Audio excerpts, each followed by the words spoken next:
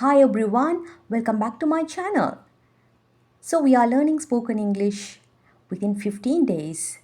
Today is the 8th day. We have learned how to make simple sentences in different kinds of tenses and using modal verbs. And also we have learned how to connect two sentences and make a compound sentence. So today what we are going to learn is how to give more details in a simple sentence.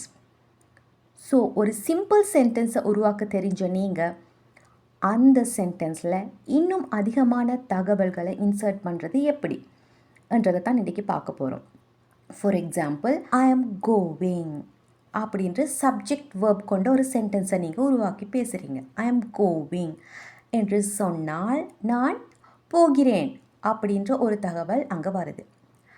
But so எங்கே போகிறீங்க, எப்போ போகிறீங்க, யார் கூட போகிறீங்க, எதில் போகிறீங்க, இந்த மாதிரி எக்ஸ்ட்ரா இன்ஃபர்மேஷனை நீங்கள் கொடுக்கணும்னு சொன்னால் அந்த சென்டென்ஸில் நீங்கள் புதிய புதிய வேர்ட்ஸை சேர்க்க வேண்டி வரும். ஸோ அவற்றை சேர்க்குற பட்சத்தில் நீங்கள் தனியாக அவற்றை சென்டென்ஸில் கொண்டு வந்து இணைக்க முடியாது. அதுக்காக நீங்கள் யூஸ் பண்ண வேண்டியது ப்ரிப்போசிஷன்ஸ். ப்ரிப்போசிஷன் வச்சு தான் நாங்கள் புதிதாக இணைக்கக்கூடிய அந்த வேர்டை இணைக்கணும். அதாவது சிம்பிள் சென்டென்ஸ், சப்ஜெக்ட் வேர்ப் கொண்ட அந்த சிம்பிள் சென்டென்ஸில் அந்த சென்டென்ஸுக்கு நீங்கள் புதிதாக இணைக்கிற வேர்ட் என்ன தொடர்பில் வந்து சேருது, என்ன கனெக்ஷன் அது கொண்டிருக்குது, என்ன ரிலேஷன்ஷிப் கொண்டிருக்குது என்பதை காட்டுறதுக்கு தான் நாங்கள் ப்ரிப்போசிஷனோட சேர்த்து இணைக்கிறோம். நான் ஸ்கூலுக்கு போகிறேன்னா ஐ ஆம் கோயிங் ஸ்கூல் என்று வந்தால் அதில் ஒரு கனெக்ஷன் இருக்காது. ஸோ கனெக்ஷனை உருவாக்குறதுக்கு நீங்கள் இடையில ப்ரிப்போசிஷன் சேர்க்குறீங்க. அதாவது இணைக்கிற புதிய வேர்டுக்கு முன்னாடி I am going to school, to அண்டு சேர்க்குறீங்க. ஸோ டு என்பது ஒரு ப்ரிப்போசிஷன். ஸோ இந்த மாதிரி நிறைய ப்ரிப்போசிஷன்ஸ் இங்கிலீஷில் இருக்கின்றன. ஒரு ப்ரிப்போசிஷனை நான் ஒரு விஷயத்துக்காகத்தான் யூஸ் பண்ணுறேன் அப்படின்னு சொன்னால் தட் இஸ் நாட் கரெக்ட். சில ப்ரிப்போசிஷன்ஸ் வெவ்வேறான இடங்களில் வெவ்வேறு விஷயங்களுக்கு யூஸ் பண்ணுகிறோம். ஸோ இந்த வீடியோவில் நீங்கள் டெய்லி லைஃப்பில் நீங்கள் பேசுகிறதுக்கு தேவையான இம்பார்ட்டண்ட்டான ப்ரிப்போசிஷன்ஸ் 50 படிக்க போகிறீங்க. வெரி ஈஸி மெத்தடில் உங்களுக்கு அதை எங்கே யூஸ் பண்ணுறது என்று எக்ஸ்பிளைன் பண்ணி எக்ஸாம்பிள் சென்டென்ஸையும் கொடுக்க போகிறேன். So don't skip the video while you are watching. இந்த வீடியோவை நீங்கள் என்னோடய சேனலை சப்ஸ்கிரைப் பண்ணாமல் தான் பார்க்குறீங்கன்னு சொன்னால் கண்டிப்பாக சப்ஸ்கிரைப் பண்ணிடுங்க. Because you can get more important videos on spoken English in my channel. Okay, so shall we move on to the lesson? First நாங்கள் பார்க்க போகிற ப்ரிப்போசிஷன்ஸ் at, on, in. இவை ரொம்பவே இம்பார்ட்டண்ட்டான ப்ரிப்போசிஷன் மட்டும் இல்லாமல் நிறைய பேருக்கு கன்ஃபியூஷனை கொடுக்கக்கூடியதும் தான். பிகாஸ் இது மூன்றுமே ஒரே ரீசனுக்கு ஒரே விஷயத்துக்கு யூஸ் பண்ணுறதால தான் இந்த கன்ஃபியூஷன் வருது. பட் அதில் ஸ்லைட் டிஃபரன்சஸ் இருக்குது. அதை பார்த்துட்டோம்னா இனிமேல் உங்களுக்கு எந்த கன்ஃபியூஷனும் இருக்காது. அட், ஆன், இன்னை நாங்கள் டைமை இண்டிகேட் பண்ண யூஸ் பண்ணுவோம். That is one of their uses. இன்னும் யூசஸும் இருக்குது, அவற்றையும் நாங்கள் பார்க்கலாம். ஃபஸ்ட் டைம் இண்டிகேட் பண்ண இவை எப்படி நாங்கள் யூஸ் பண்ணுவோம்டா, அட் என்பது நாங்கள் ஒரு சர்டைன் பாயிண்ட் ஆஃப் டைம் அதுக்கு முன்னாடி தான் யூஸ் பண்ணணும். A point of time 9:30 AM, there is a point of time. At 9:30 AM, my class is starting at 9:30 AM. 5 o'clock, அது எப்படி சொல்லணும், at 5 o'clock. Let's go at 5 o'clock. 8:30, இந்த மாதிரி ஒரு பாயிண்ட் ஆஃப் டைமுக்கு முன்னாடி நாங்கள் அட் அண்ட் ப்ரிப்போசிஷனை யூஸ் பண்ணணும். அதே போல் நைட், நூன், மிட் நைட், இந்த டைம்ஸ், அதாவது ஒரு டேயில் டிஃப்ரெண்ட்டான டைம் பீரியட்ஸ், இதையும் நாங்கள் அட் சொல்லித்தான் சென்டென்ஸில் இணைக்கணும். At night, at noon, at midnight. Understood?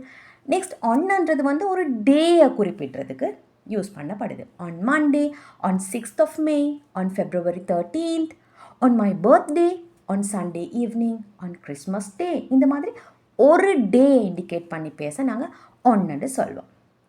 I am going abroad on Monday. Let's meet on my birthday. Understood. In என்பது அதை விட ரொம்ப பெரிய டைம் பீரியட் இண்டிகேட் பண்ண யூஸ் பண்ணப்படுது. மந்த்ஸ், இயர்ஸ், சீசன்ஸ், சென்ச்சுரிஸ் இந்த மாதிரி. இன் ஜனவரி, இன் 2020, இன் சம்மர், இன் 90s. 90ஸ்ன்றது ஒரு டிகேட், அதாவது 10 வருடங்கள் கொண்ட ஒரு காலப்பகுதி தான் 1990ஸ்ன்றது இந்த 90யோட சம்மந்தப்பட்ட அந்த டைம். இயர்ஸ் 1991, 1992 இந்த மாதிரி 1999 வரையும் உள்ளது ஒரு டிகேட், 10 வருடங்களுக்கு உட்பட்ட காலப்பகுதி. இது நாங்கள் 90s என்று சொல்லுவோம். இன் 1990s. 18th century ஒரு 100 வருடங்களை கொண்ட காலப்பகுதி. 18th century 18வது நூற்றாண்டு. ஸோ இது லாங் பீரியட் ஆஃப் டைம். இதுக்கு முன்னாடி நாங்கள் இன்னண்டு யூஸ் பண்ணணும். அடுத்தது டைம் பீரியட். 3 days, இப்போ in 3 days. I'll come in 3 days. In 10 minutes. The class will be started in 10 minutes. 4 days. So இந்த மாதிரி ஒரு டைம் பீரியடை சொல்லும் போது முன்னாடி இன்னென்ற ப்ரிப்போசிஷனை யூஸ் பண்ணணும். அதே போல் ஒரு நாளோட டைம் பீரியட்ஸான மார்னிங், ஈவினிங், ஆஃப்டர்நூன் இவற்றுக்கு முன்னாடியும் இன் தான் யூஸ் பண்ணணும். But night, known, mid night அவற்றுக்கு முன்னாடி அட்டண்டு யூஸ் பண்ணணும். அடுத்து பாருங்கள், ஒரு டைம் பீரியடுக்கு முன்னாடி, ஒரு டேக்கு முன்னாடி நாங்கள் நெக்ஸ்ட், லாஸ்ட், திஸ், ஒன் இந்த மாதிரியான விஷயங்களை சேர்க்குற பட்சத்தில் எந்த ப்ரிப்போசிஷனும் யூஸ் பண்ணக்கூடாது. Let's meet next Monday. So one next Monday இது சொல்கிறது இல்லை, ஜஸ்ட் நெக்ஸ்ட் மண்டே. ஸோ இந்த மாதிரியான பொதுவான ஜென்ரல் வேர்ட்ஸ் ஒரு டேக்கு முன்னாடி நாங்கள் சேர்க்குற பட்சத்தில் ப்ரிப்போசிஷன்ஸை அவாய்ட் பண்ணணும். ஸோ இப்போ டைம் இண்டிகேட் பண்ணுறதுக்கு அட்டோனின்னு எப்படி யூஸ் பண்ணுறதுன்னு பார்த்தோம். நெக்ஸ்ட் பிளேஸை இண்டிகேட் பண்ண எப்படி யூஸ் பண்ணப்படுமாண்டா, அட்ன்றது ஒரு குறிப்பிட்ட லொக்கேஷனை சொல்கிறதுக்கு. வேர் ஆர் யூ அப்படி கேட்டால் நான் எங்கே இருக்கிறேன்னு லொக்கேஷனை இண்டிகேட் பண்ண தான் அட் யூஸ் பண்ணப்படுது. At school, at work, I am at home, I am at the beach, I am at the bank, I am at the mall, I am at the park. அதாவது அந்த இடத்த சொல்ல, நான் இங்கே இருக்கிறேன். எங்கே இருக்கிறீங்க? பார்க்கில் இருக்கிறேன். I am at the park, I am at school. So apart from which place the purpose should be noticed. என்ன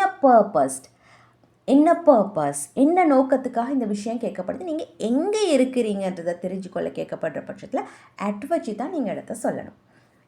நெக்ஸ்ட் ஒன்ன்றது சர்ஃபஸஸ்க்கு தான் நார்மலாக யூஸ் பண்ணோம். அதாவது ஒரு சர்ஃபஸை டச் பண்ணி நாங்கள் இருக்கிற பட்சத்தில் தான் அந்த சர்ஃபஸ் பேருக்கு முன்னாடி ஆன் சேர்க்குறோம். On the floor, on the wall. இப்போ கிளாக்குன்னா வாலில் அட்டாச் ஆகிக்குது அந்த சர்ஃபஸில். The clock is on the wall. On the roof, on the beach, on the ocean. On the பீச்னா நாங்கள் பீச்சில் சன் பாத் எடுத்துக்கொண்டு இருக்கிறோம் அப்படின்னு சொன்னால் அந்த பீச் சர்ஃபஸில் நாங்கள் இருக்கிறோம். ஸோ அந்த பீச்சுன்னு அந்த டைமில் நாங்கள் சொல்லணும். பட் நான் எங்கே இருக்கிறேன்டா அந்த இடத்த தெரிஞ்சுக்கொள்ள கேட்குற பட்சத்தில் I am at the beach. Understood. The ocean, on the ocean என்பது போட்ஸ், ஷிப்ஸ் இந்த மாதிரி மிதந்து கொண்டு இருக்கிற அந்த ஓஷனுக்கு மேலே, அந்த சர்ஃபஸ்க்கு மேலே இருக்கக்கூடியவற்றுக்கு தான் ஆன் த ஓஷன் வந்து யூஸ் பண்ணணும். நெக்ஸ்ட் நேவிகேஷன், அதாவது ஸ்ட்ரீட், ஹைவே, பாத்ஸ், ஃப்ளோர்ஸ்னால் ஃபர்ஸ்ட் ஃப்ளோர், செகண்ட் ஃப்ளோர் இந்த மாதிரி சொல்லப்படுற இடங்கள். இவற்றுக்கும் நாங்கள் முன்னாடி ஒன்னு யூஸ் பண்ணணும். Mind it. நெக்ஸ்ட் இன்னன்றது சிட்டிஸ், ஸ்டேட்ஸ், கண்ட்ரீஸ், கண்டினன்ட்ஸ் இந்த மாதிரியான விஷயங்களுக்கு முன்னாடி யூஸ் பண்ணப்படும். I live in Sri Lanka, she lives in Europe இந்த மாதிரி. Next long stay. ஸோ ஒரு இடத்துல நீங்கள் ரொம்ப காலம் தங்குற மாதிரியான ஒரு சந்தர்ப்பத்தில் எப்படி பேசணும்னா ஐ ஆம் in college, he is in prison, she is in the hospital.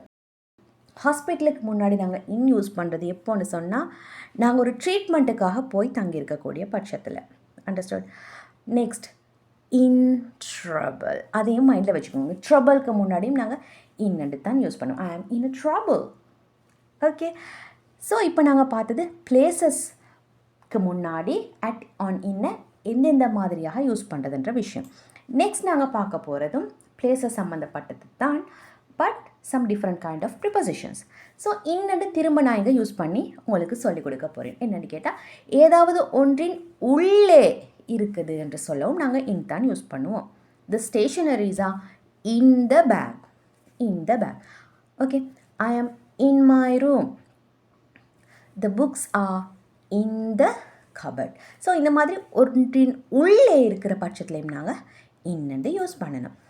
Next, ஏதாவது ஒன்றின் மேலே என்று சொன்னால் ஒரு சர்ஃபஸ்க்கு மேலே நாங்கள் முன்னாடியும் பார்த்தோம் ஆன் அண்டு யூஸ் பண்ணணும். ஏதாவது ஒன்றுக்கு கீழே இருக்குதுன்னு சொன்னால் under. The cat is under the table. The flower was is on the table. Next, behind என்பது பின்னாடி. ஒரு விஷயத்துக்கு பின்னாடி இருக்குது. ஒரு பொருளுக்கு பின்னாடி இன்னொரு பொருள் இருக்குது. ஒரு இடத்துக்கு பின்னாடி இன்னொரு இடம் இருக்குது. Understood?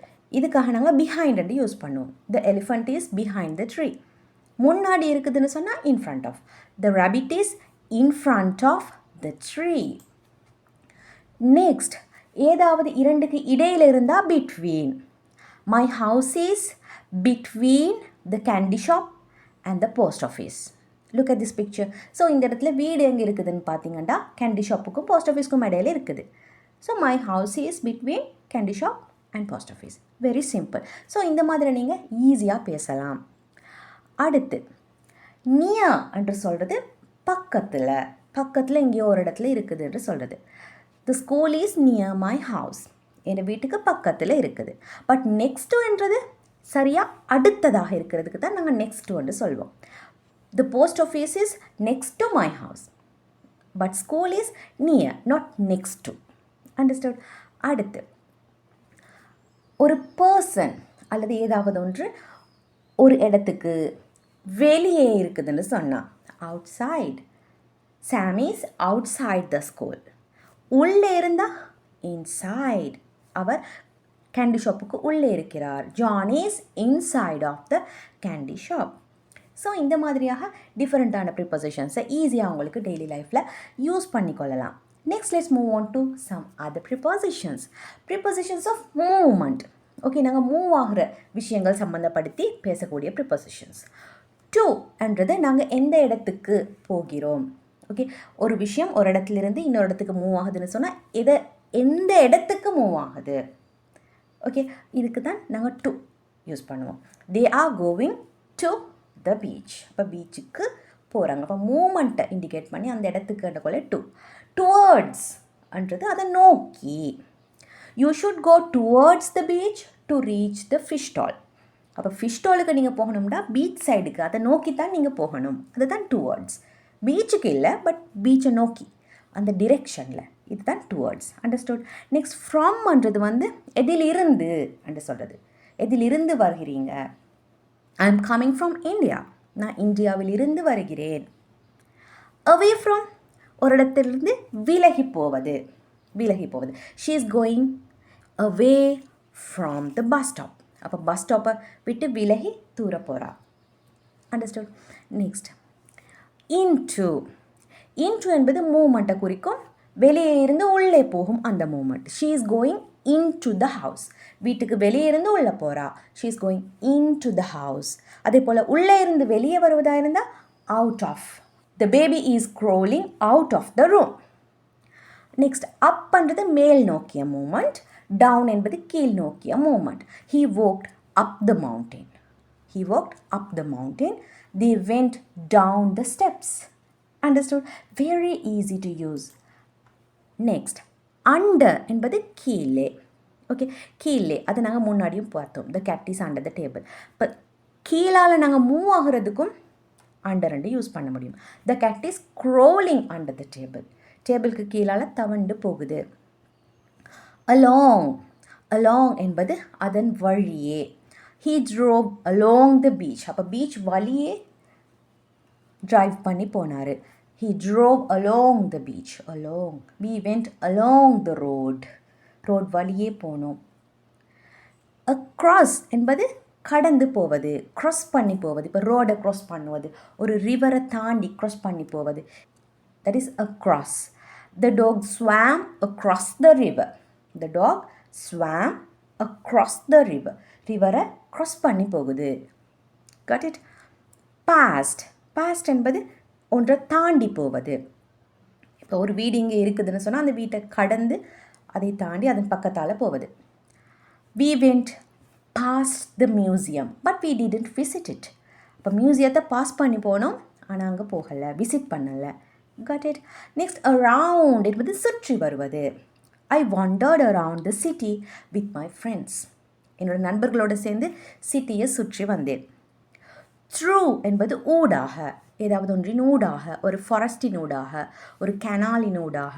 Okay, the train went through the canal. The train went through the canal. கனாலின் ஊடாக ட்ரெயின் போச்சு. நெக்ஸ்ட், over என்பது மேலாக, அதாவது சர்ஃபஸில் டச் ஆகாமல் அதுக்கு மேலால் பறந்து போவது, பாய்ந்து போவது. ஓகே, ஃப்ளையிங், ஜம்பிங் இதெல்லாமே நாங்கள் சொல்லலாம். The plane flew over the mountain.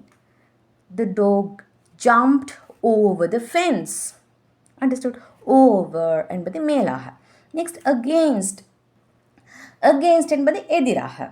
I am waiting against the library.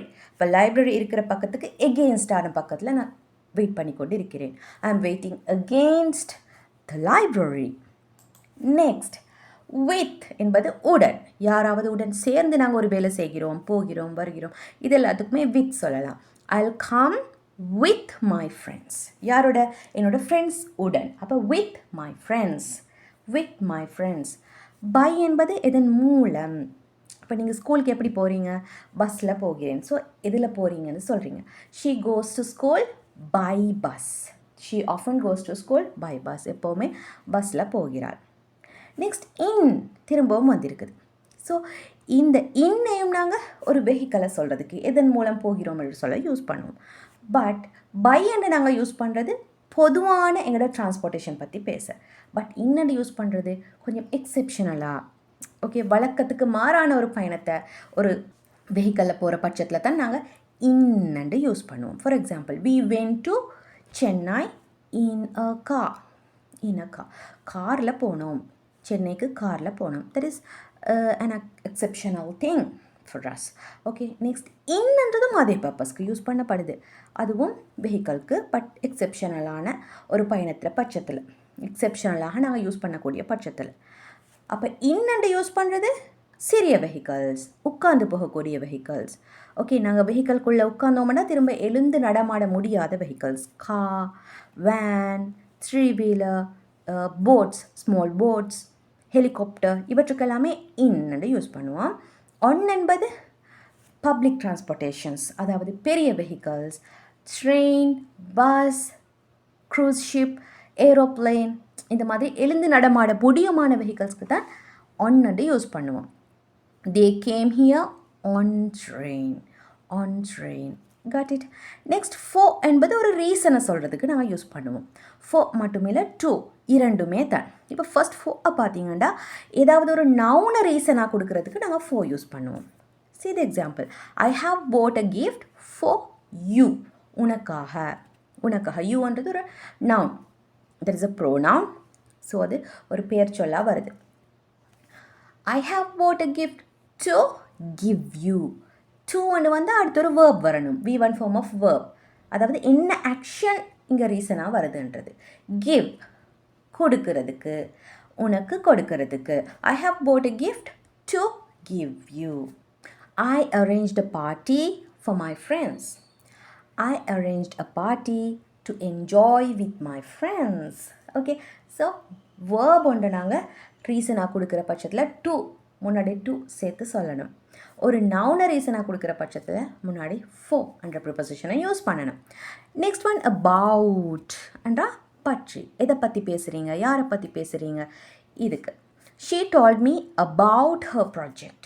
About her project. அவட ப்ராஜெக்ட் பற்றி என்னிடம் சொன்னாள். She told me about her project. Next, throughout. Throughout. She yawned throughout the class. அப்போ class நடந்து கொண்டு இருந்துச்சு. அந்த கிளாஸில் இடையில ஃபுல் டைம் பீரியட்லேயுமே அவள் yawned அண்டா கொட்டாவி விடுதல். ஓகே, ஒரு போரிங்காக இருந்துச்சு அவൾക്ക്. ஸோ அவள் கொட்டாவி விட்டு கொண்டு இருந்தாள். த்ரூ அவுட் த கிளாஸ் என்பது ஃபுல் கிளாஸ்லையுமே ஒவ்வொரு டைமில் முடியும் வரைக்கும், ஸ்டார்ட்லேருந்து முடியும் வரைக்கும். பட் டியூரிங்ன்றது வந்து அந்த மாதிரி சேம் விஷயத்தை தான் நாங்கள் பேசுகிறோம். பட் ஸ்டார்ட்லேருந்து முடியும் வரை இல்லை. ஏதாவது ஒரு டைமில், ஸ்டார்டிங் டைமில், இல்லைனா மிடில் டைமில், இல்லைனா லாஸ்ட் டைமில், இப்படி ஏதோ ஒரு டைமில். She called me during the class. அப்போ கிளாஸ் நடந்து கொண்டிருக்கிற அந்த பட்சத்தில் எனக்கு ஃபோன் பண்ணினாள். பட் அது த்ரூ அவுட் இல்லை, ஏதோ ஒரு டைமில், கிளாஸ் நடக்கிற டைமில். இப்போ டியூரிங் த கிளாஸ் என்பது, so this is the meaning for during the class. So throughout, during, இது ரெண்டுக்குமான டிஃப்ரென்சஸ் உங்களுக்கு புரிஞ்சிருக்குமென்னு நினைக்கிறேன். நெக்ஸ்ட், சின்ஸ் அப்படின்றத நாங்கள் ப்ரிப்போசிஷனாக எப்படி யூஸ் பண்ணுவோம்டா, ஒரு விஷயம், ஒரு ஆக்ஷன் ஸ்டார்ட் பண்ணிய டைமை சொல்கிறதுக்கு. For example, I have been working here since 2014. I have been working here, இங்கே நான் வேலை பார்த்து கொண்டிருக்கிறேன் 2014 இலிருந்து, since 2014. Next, I have been working here for 10 years. இப்போ ஒரு டைம் பீரியடை இண்டிகேட் பண்ணுறேன். இப்போ முன்னாடி சின்ஸ் கூட நாங்கள் சேர்த்தது ஸ்டார்டிங் டைம், ஃபோ கூட சேர்க்குறது time period 10 years. I have been working here for 10 years, 10 வருடங்களாக. Got it. பிஃபோர் அப்படின்றது எங்கே யூஸ் பண்ணுவோம்டா, முன்னாடி என்று சொல்ல. ஆஃப்டர் என்பது பின்னாடி. ஸோ நாங்கள் ஆல்ரெடி சில ப்ரிப்போசிஷன்ஸ் பார்த்தோம், இன் ஃப்ரண்ட் ஆஃப், பிஹைண்ட் அப்படின்ற சொல்கிறது. ஸோ இன் ஃப்ரண்ட் ஆஃப் என்பது முன்னாடி தான். பட் அந்த இடத்துல நாங்கள் ஒரு பொருள் அல்லது இடம், எங்களால் பார்க்கக்கூடிய ஒரு விஷயம் முன்னாடி இருக்குது என்று சொல்கிற பட்சத்தில் தான் இன் ஃப்ரண்ட் ஆஃப் வந்து யூஸ் பண்ணணும். எங்களால் பார்க்கக்கூடிய பொருள் ஒன்று பின்னாடி இருக்கிற பட்சத்தில் தான் பிஹைண்ட் வந்து யூஸ் பண்ணணும். பட் பிஃபோர்ன்றது அந்த மாதிரி இல்லை. சம்திங் தட் இஸ் இமேஜினேட்டரி அல்லது ஒரு ஆக்ஷன், இப்படியான விஷயம், ஒரு ஆக்ஷனுக்கு முன்னாடி இன்னொரு ஆக்ஷன் நடந்துச்சு, அல்லது ஒரு பார்க்க முடியாத ஒரு விஷயம், ஓகே, ஒரு வேர்டால் நாங்கள் குறிப்பிடக்கூடிய ஒரு விஷயம், அது முன்னாடி இருக்கிற பட்சத்தில் தான் நாங்கள் பிஃபோர் என்றும், பின்னாடி இருக்கிற பட்சத்தில் ஆஃப்டர்ன்றையும் யூஸ் பண்ணுவோம். See the examples. You must complete the work before Monday. Monday என்பது எங்களால் பார்க்கக்கூடிய ஒரு விஷயம் இல்லை. அண்டர்ஸ்டுட்? ஸோ அதுக்கு நாங்கள் இன் ஃப்ரண்ட் ஆஃப் மண்டே என்று சொல்ல முடியாது. அப்போ எப்படி சொல்லணும்? Before Monday. You must complete the work before Monday. அல்லது ஒரு ஆக்ஷனையும் சொல்லலாம். You must complete the work before I come. இப்போ நான் வர்றதுக்கு முன்னாடி நீங்கள் வேலையை கம்ப்ளீட் பண்ணணும். Let's meet after lunch. So lunch என்பது ஒரு பொருள் இல்லை. Okay, that is something that we can imagine. Okay, let's meet after lunch. அப்போ லஞ்சுக்கு பிறகு மீட் பண்ணுவோம். ஓகே, அல்லது ஒரு ஆக்ஷனையும் சொல்லலாம். Let's meet after having lunch. இப்போ லஞ்ச் எடுத்ததுக்கு பின்னாடி பார்க்கலாம். Got it. Last one, until. அன்டில்னா வரை, எது வரை. She is waiting until you come. நீ வரும் வரைக்கும் அவள் வெயிட் பண்ணி கொண்டு இருக்கிறார். வரும் வரைக்கும், until you come. Okay, we are playing until 5 o'clock. 5 மணி வரைக்கும் நாங்கள் விளையாடுறோம். ஸோ அன்டில் என்பது எது வரை என்று சொல்லி ஒரு டைம் அல்லது ஒரு ஆக்ஷன், இவற்றை நாங்கள் குறிப்பிட முடியும். ஸோ இன்றைய நாளில் நாங்கள் 50 ப்ரிபாசிஷன்ஸ் பார்த்திருக்கிறோம். அவற்றோட யூசர்ஸ், எக்ஸாம்பிள் சென்டென்சஸ் எல்லாமே. So this is a very great lesson for you. Okay, so இது எல்லாமே உங்களுக்கு புரிஞ்சுதுன்னு சொன்னால் நீங்கள் இவை எல்லாவற்றையுமே வச்சு உங்களோட ஓன் சென்டென்சஸை உருவாக்குங்க. நான் கொடுத்திருக்கிற அந்த சென்டென்சஸை பார்த்து உங்கள் ஓன் சென்டென்சஸை உருவாக்கி அவற்றை கமெண்ட் செக்ஷனில் கண்டிப்பாக மென்ஷன் பண்ணுங்கள். ஓகே, ஸோ இந்த ப்ரிப்போசிஷன்ஸை நீங்கள் கரெக்டாக யூஸ் பண்ண தொடங்கினாலே உங்களோட ஸ்போக்கன் இங்கிலீஷ் இன்னும் ஃப்ளூயண்ட்டாக மாறிடும். ஓகே, ஸோ ஸ்டார்டிங் லெவலில் நீங்கள் இங்கிலீஷ் பேசுகிறதுக்கு தேவையான அத்தனை ப்ரிப்போசிஷன்ஸும் இன்றைய லெசனில் பார்த்துட்டீங்க. ஸோ நெக்ஸ்ட் வீடியோவில் இதே மாதிரி ஒரு இம்பார்ட்டண்ட்டான லெசனை தான் நாங்கள் பார்க்க போகிறோம். So please subscribe to my channel and click on to the bell icon. அப்போ தான் உங்களுக்கு புதிய வீடியோஸ்க்கான நோட்டிஃபிகேஷன்ஸ் கரெக்டான டைமில் வரும். Okay, don't miss any of those videos and let's meet in another lesson. Until that, take care everyone.